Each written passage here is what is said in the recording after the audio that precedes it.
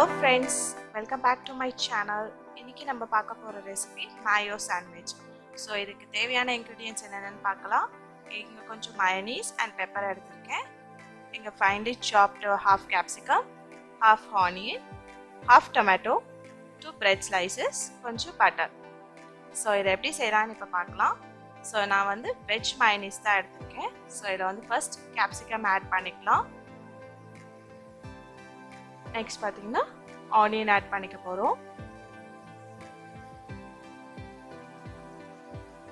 Next வந்து tomato add பண்ணிக்கலாம். So இது எல்லாமே ரொம்ப ஃபைனா சாப் பண்ணிக்கணும். So ஏனா வந்து நம்ம இதெல்லாம் ராவா சாப்பிட போறோம்.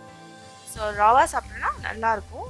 ஃபைனா சாப் பண்ணீங்கன்னா ராவா சாப்பிடும்போது நல்லா இருக்கும். So இது எல்லாத்தையும் mix பண்ணிக்கோங்க. So mayonnaise ரொம்ப திக்கா இருக்கணும். So எனக்கு கரெக்ட்டா இருக்கு. உங்களுக்கு கொஞ்சம் கம்மியா இருந்தனா நீங்க எக்ஸ்ட்ராவா add பண்ணிட்டு mix பண்ணிக்கோங்க.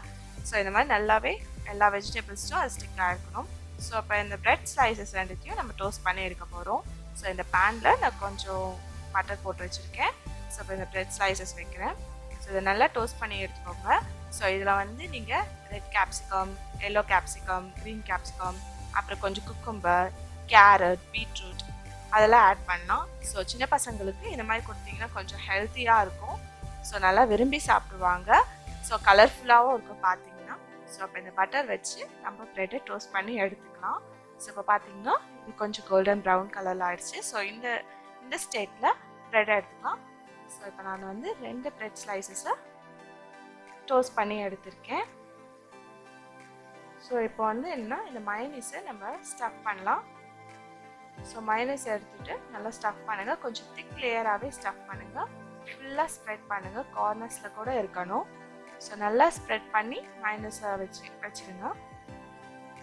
ஸோ இதுவே வந்து நிறைய வெஜிடபிள்ஸ் போட்டிங்கன்னா ரொம்ப கலர்ஃபுல்லாக இருக்கும். பசங்களுக்கு ஈவினிங் டைமில் கொடுக்கலாம். இது 2 minutes தான் ஆகும் செய்கிறதுக்கு.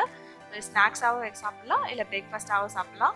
இதை நல்லா இன்னொரு பிரெட் ஸ்லைஸ் வச்சு கவர் பண்ணி லைட்டாக ப்ரெஸ் பண்ணிக்கோங்க. ஸோ இதை நான் கட் பண்ணி காமிக்கிறேன் எப்படி இருக்குதுன்னு பாருங்கள். ஸோ இது வந்து ரொம்ப நல்லாயிருக்கும் சாப்பிட்றதுக்கு. நீங்கள் இதை கண்டிப்பாக ட்ரை பண்ணி பாருங்கள். பிடிச்சிருந்தா கமெண்ட் பண்ணுங்கள். இந்த நம்ம சேனலை லைக் பண்ணுங்க, மறக்காம சப்ஸ்கிரைப் பண்ணுங்க. ஸோ இந்த பிரெட் ஸ்லைசஸ் பார்த்தீங்கன்னா எவ்வளோ ஜூஸியாக இருக்குது. இதை கண்டிப்பாக ட்ரை பண்ணிவிட்டு எனக்கு இதை கமெண்ட் சொல்லுங்கள். So bye.